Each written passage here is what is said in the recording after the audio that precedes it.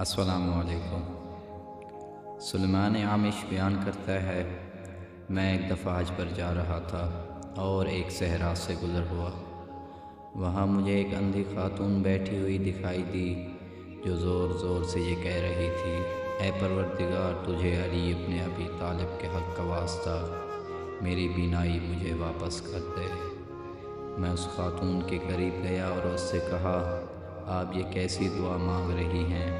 خاتون نے جواب میں کہا، معلوم ہوتا ہے کہ تجھے علی ابن ابی طالب کی فضیلت کی معرفت حاصل نہیں ہے۔ سلیمان عامش کہتا ہے، میں خاموش ہو کر وہاں سے چلا گیا اور مناسک حج انجام دیے۔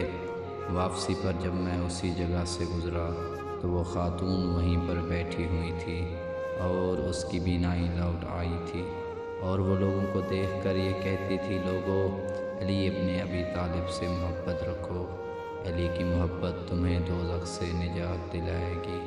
میں اس کے قریب گیا اور اس سے پوچھا، کیا آپ وہی خاتون ہیں جو پہلے یہاں بیٹھی ہوئی تھی اور مولا علی کا واسطہ دے کر بینائی طلب کر رہی تھی؟ اس نے جواب دیا، جی ہاں، میں وہی ہوں۔ میں نے پوچھا، آپ کو بینائی کیسے ملی؟ اس نے کہا، مجھے علی ابن ابی طالب کی محبت نے بینائی دلائی ہے۔ میں نے اس سے کہا، وہ کیسے؟ واقعہ کی تفصیل بیان کرو۔ خاتون نے کہا، ایک دن ایک جوان میرے پاس آیا۔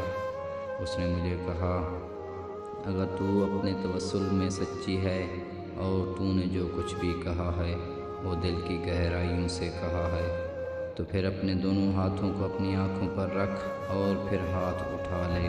جب میں نے اپنے ہاتھ آنکھوں پر رکھے اور پھر اٹھائے تو میں بالکل بینا ہو گئی اور وہ جوان مجھے دکھائی دینے لگا۔ میں نے اس جوان سے کہا، اے شخص، تجھے علی کے حق کا واسطہ بتا، تو کون ہے؟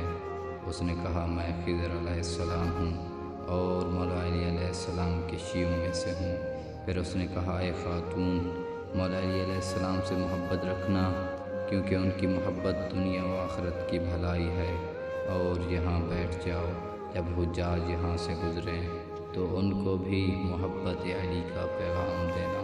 السلام علیکم ورحمۃ اللہ وبرکاتہ۔